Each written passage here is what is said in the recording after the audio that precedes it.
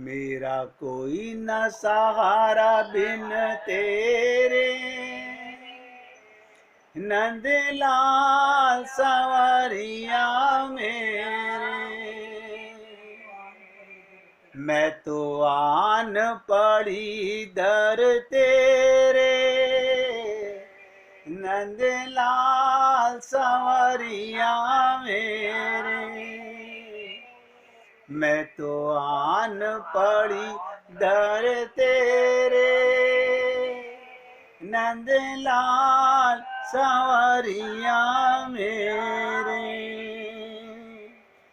मेरा कोई न सहारा बिन तेरे, नंदलाल संवरिया मेरे। देखो, हृदय में याद रखना, ये शरीर उसको पाने के लिए मिला है, केवल उसको पाने के लिए। और हम लोग उसी को छोड़ छोड़कर गंदगी की ओर भाग रहे हैं। महात्मा बुद्ध की एक कथा सुना देता हूं, ध्यान से सुनिएगा।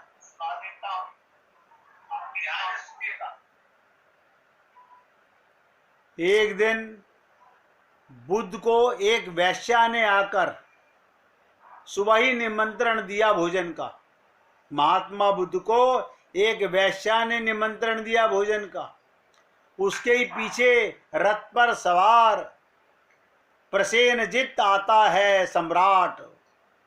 देखिएगा, राजा भी आ रहा है प्रसेनजित, और प्रसेनजित आकर कहता है मेरे घर पधारे। पर बुद्ध ने कहा निमंत्रण मुझे आपके पहले वैश्या से मिल गया है। एक एक शब्द ध्यान देना, राजा बुला रहा है अपने यहां और वैश्या ने पहले निमंत्रण दिया भोजन का, आप मेरे यहाँ आइए। और राजा ने कहा अगर इसकी खबर भी लोगों को लग जाएगी कि आप आम्रपाली की वैश्या के घर भोजन करने गए, महा अनर्थ हो जाएगा, प्रतिष्ठा धूल में मिल जाएगी, आप और वैश्या के घर जाएंगे। पर बुद्ध ने क्या कहा, निमंत्रण उसका ही पहले है और हां भी भर चुका हूं कि मैं जाऊंगा। और जिन बातों से आप मुझे भयभीत करते हैं, अगर मैं उनसे भयभीत ही होता तो फिर मैं बुद्ध ही नहीं हूं। अब तो होगी बदनामी तो अच्छा है, इस जगत में बदनामी तो चाहिए कि लोग हमें बुरा समझें। हम लोग अच्छा कहलवाने का प्रयत्न करते हैं, अच्छे बनने का प्रयत्न नहीं करते। अगर वैश्या के घर जाने की बदनामी से डर का राजा तुम्हारी बात में मान लूं तो अनंत अनंत काल तक मैं जो बुद्ध हुए हैं वे मुझ पर हंसेंगे, जो मेरे अनुयायी हैं वो हंसेंगे, वहां मेरी बड़ी बदनामी हो जाएगी। तो इस बदनामी को ही हो जाने दो, मुझे जमाने में बदनाम होने दो। लाओ त्से, ध्यान से सुनिएगा, ये चाइना का एक संत हुआ है लाओ त्से। निष्पक्ष हो जाता है, कहते थे निष्पक्ष हो जाता है वैसा व्यक्ति जीता है पक्षों से नहीं, सहजता से। कोई निर्णय नहीं लेना होता उसे, कुछ बुरा होता ही नहीं।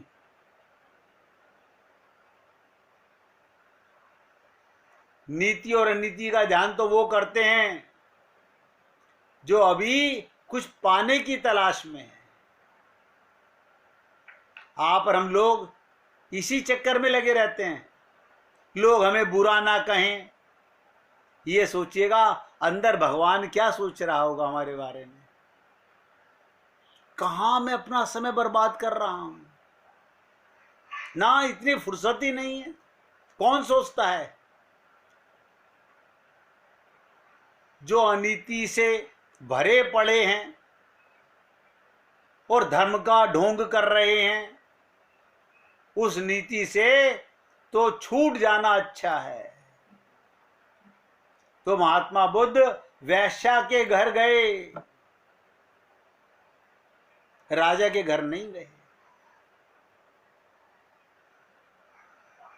आप सोचिएगा, संसार में ऐसा कोई पिता हमने नहीं देखा, ऐसा कोई संसार में पिता नहीं देखा। जब महात्मा बुद्ध 12 वर्ष के बाद अपने घर गए तो उनकी पत्नी सुभद्रा ने उनके बेटे राहुल को क्या कहा कि बेटा अपने पिता से राज्य मांग लो।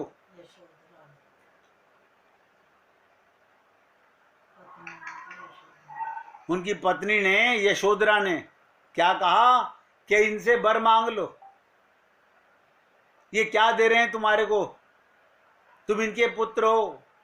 और बुद्ध ने अपने बेटे राहुल को भिक्षा का पात्र दिया। आप और हम लोग पाप की कमाई सौंपने में तैयार रहते हैं। गौतम बुद्ध ज्ञान को उपलब्ध होने के बाद घर वापस लौटे थे। 12 साल बाद वापस लौटे। जिस दिन घर छोड़ा था उनका बच्चा, उनका बेटा राहुल 1 ही दिन का था, उसी दिन पैदा हुआ था। जब आए तो 12 वर्ष का हो चुका था। पत्नी यशोधरा बहुत नाराज थी। उन्होंने एक ही महत्वपूर्ण सवाल पूछा कि मैं इतना जानना चाहती हूं, क्या तुम्हें मेरा इतना भरोसा नहीं था कि तुमसे कह देती कि मैं जा रहा हूं, उसे कह के नहीं गए? क्या तुम सोचते हो मैं तुम्हें रोक लेती? मैं भी क्षत्राणी हूं। अगर हम युद्ध के मैदान पर तिलक कर टीका लगा के मृत्यु के लिए भेज सकती हैं,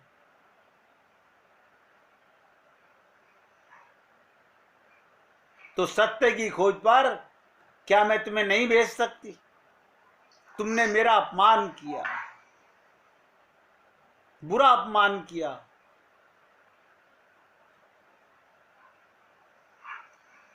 तो क्या कहा पत्नी ने, तुमने मुझसे पूछा क्यों नहीं? तुम कह तो देते मैं जा रहा हूं, एक मौका तो मुझे देते, देख तो लेते मैं रोती हूं, चिल्लाती हूं या तुम्हारे पैरों में बेड़ियां डालती हूं।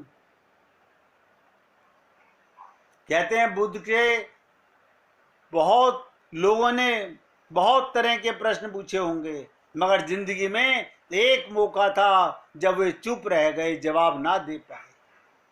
और यशोधरा ने एक के बाद एक तीर चलाए।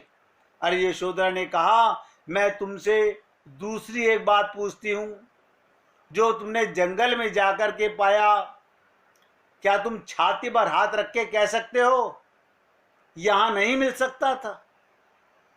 मैं भी आप सब लोगों को बोलता हूं, भटकाव में नहीं, अटकने की सोचो। भगवान तुम्हारे अंदर ही है। ये भी भगवान बुद्ध कैसे कहें यही नहीं मिल सकता था, क्योंकि सत्य तो सभी जगह है। और भ्रम बस कोई अनजान कह दे तो भी कोई बात मानी जाए। अब तो उन्होंने खुद सत्य को जान लिया है। वो जंगल में मिल सकता है तो क्या बाजार में नहीं मिल सकता? पहले बाजार में थे, अब तो लगता है सत्य तो यहां नहीं है, वो तो जंगल में ही है। वो संसार में कहां? तो जहां सत्य ना हो। और तीसरा प्रश्न जो यशोदा ने चोट की अपने पति पर, शायद यशोधरा समझ ना सकी कि बुद्ध पुरुष का यूं चुप रह जाना इतना खतरनाक होगा। देखिएगा, तीसरे प्रश्न को करके यशोधरा की क्या दशा हुई है। बार बार चोट करने पर अपने आप को झंझट में डालने जैसा बुद्धों के पास क्या होता है? ध्यान ध्यान ध्यान और संन्यास। इस बार आखिरी चोट में यशोदा उलझ गई। क्या पूछ लिया उसने ऐसा? तीसरी बार उसने कहा, राहुल को सामने किया और कहा, ये तेरे पिता हैं। ये देख, ये जो भिखारी की तरह खड़ा है, हाथ में भिक्षा पात्र लिए है, यही है तेरे पिता। ये तुझे पैदा होने के दिन छोड़कर कायरों की तरह भाग गए थे। अंधेरे में अपना मुंह छिपाए। जब तू मात्र 1 दिन का था, अभी पैदा हुआ नवजात, अब ये लौटे हैं, तेरे पिता देख ले, इन्हें भी जी भर के देख ले, शायद फिर आए या ना आए, तुझे मिले या ना मिले, इनसे तू अपनी वसीयत मांग ले। तेरे लिए क्या है इनके पास देने को, मांग ले बस। ये गहरी चोट थी। आप सोचिएगा, बुद्ध के पास देने को था ही क्या। यशोधरा प्रतिशोध ले रही थी 12 वर्षों का। उसके हृदय के घाव नासूर बन गए थे। बह रहा था पीड़ा संताप का मवाद। नहीं सूखा था वो जख्म जो बुद्ध उस रात को देकर चले गए थे। लेकिन उसने कभी सोचा नहीं था ये घटना एक नया मोड़ जीवन में लाएगी। वो तो भाव से बही जा रही थी, बात तो इतने आगे तक खिंच गई, अब उसका तनाव उसके लिए वापस लौटेगा। इतनी देर से शांत बैठे थे, उन्होंने चेहरे पर मंद हंसी। देखिएगा, महात्मा बुद्ध भगवान शांत बैठे थे, उनके चेहरे पर मंद हंसी आई। यशोधरा का क्रोध और भड़क उठा। उसे इस बात का एहसास भी नहीं हो रहा था कि वो बंध रही है, मकड़ी की तरह अपने ही जाल में फंस रही है। तू प्रश्न नहीं कर रही, खुद बनती जा रही है। भगवान ने तत्क्षण अपना भिक्षा का पात्र सामने खड़े राहुल के हाथ में दे दिया।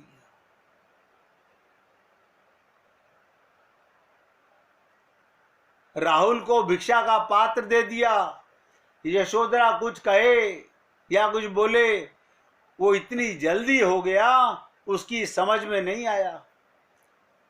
इसके विषय में तो उसे सोचा भी नहीं था। भगवान ने कहा, बेटा मेरे पास देने को और कुछ नहीं है, जो मैंने पाया है मैं वही दूंगा। हमें संत महात्मा यही भगवान का प्रेम देना चाहते हैं।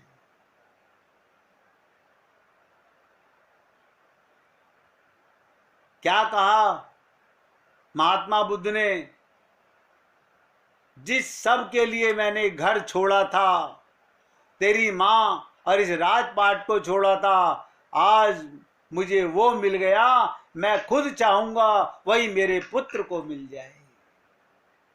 बाकी जो दिया जा सकता है क्षणिक है, देने से पहले ही हाथ से फिसल जाता है।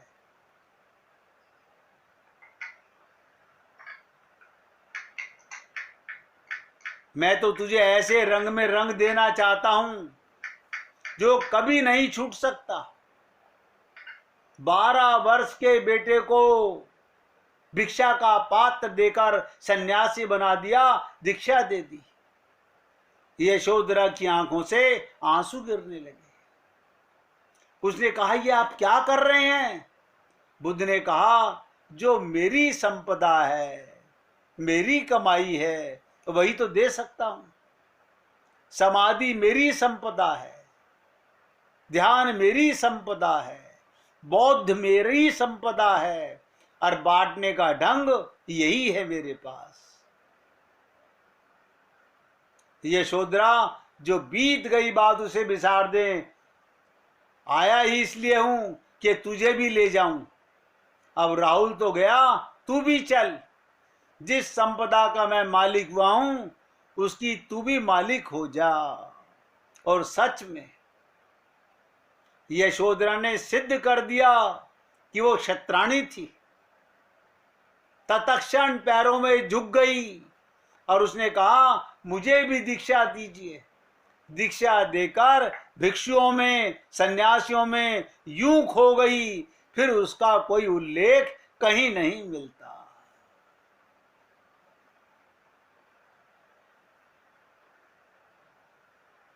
लोग यशोधरा के त्याग को नहीं समझ सके।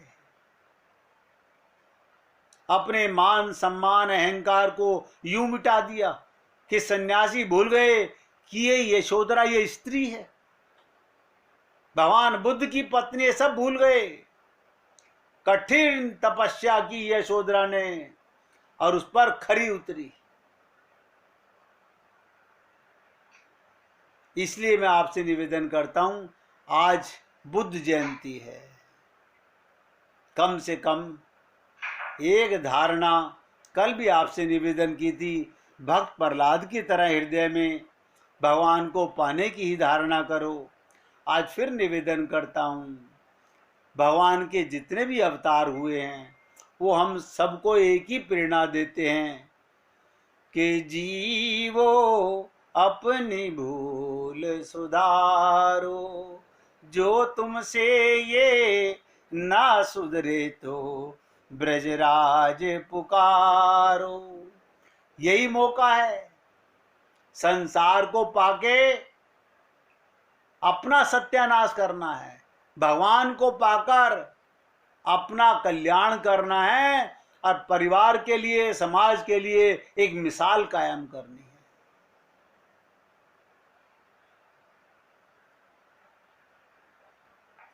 यशोधरा और राहुल ने छोड़ा, उन सन्यासियों की भीड़ में ऐसे गुम हो गए, कोई पहचानता नहीं था, कोई छाया तक नहीं बनी।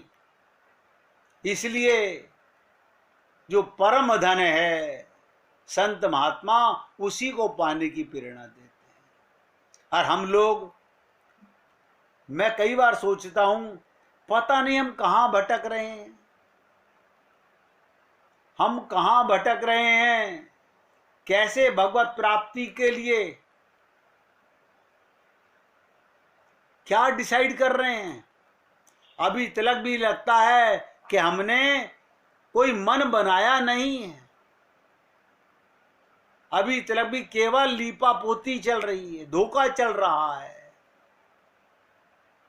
इसलिए मैंने कल कहा था, ढूंढ निकालो जगत में ऐसी कौन सी वस्तु है, ऐसा कौन सा रिश्ता है जो इतना आकर्षक है कि भगवान से तुम्हें हटाकर अपनी ओर खींच रहा है। एक बार उसके विषय में करीब से झांक कर देख तो लो, समझ तो लो, ये मौका ये पाने के लिए मिला था या भगवान को पाने के लिए मिला था।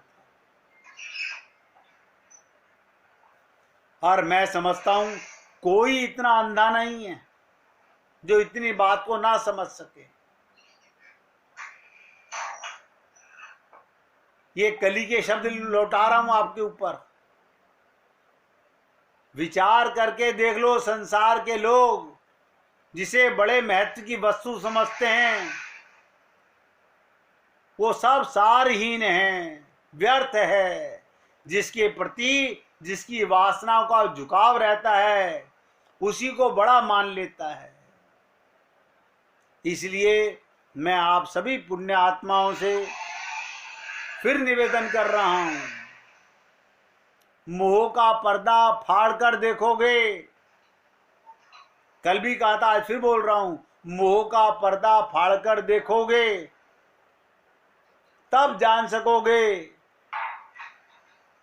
कि वो तो बच्चों के खिलौने से अधिक महत्व नहीं रखते। संसार सारा केवल बच्चों के खिलौनों के समान है। और हम सब लोग एक दृढ़ निश्चय की ओर, परिपक्वता की ओर अपना कदम बढ़ा पाएंगे यदि सचमुच हमने अपने जीवन को महान बनाने का निश्चय कर लिया है। तो तुम्हारी महत्ता में कोई संदेह नहीं, परंतु उसके लिए अपेक्षित साधन सामग्री एकत्रित कर ली है या नहीं, सोचिएगा। अपने जन्म का, अपने जीवन का कोई केंद्र बनाओ और देखो उस अनंत गुणों के भंडार में से जो कुछ तुम चाहते हो, उसकी असीम धारा प्रभावित होकर तुम्हें अपनी ओर खींच रही है। भैया किसी के यहां से आवाज आ रही है, कृपया आवाज को रोक लीजिए। इसलिए आपसे निवेदन कर रहा हूं, सोचो कोई तुम्हें अपनी ओर पुकार रहा है, जिसने तुमको ये जीवन दिया है अपनी ओर निकालने के लिए। लेकिन हम लोग उस केंद्र को छोड़कर भारी परिधि पर लटक रहे हैं। बार बार स्मरण करो, क्या पाने आए थे इस संसार में। गुरु ने तो कह दिया इस देह में हरि मिलत हैं।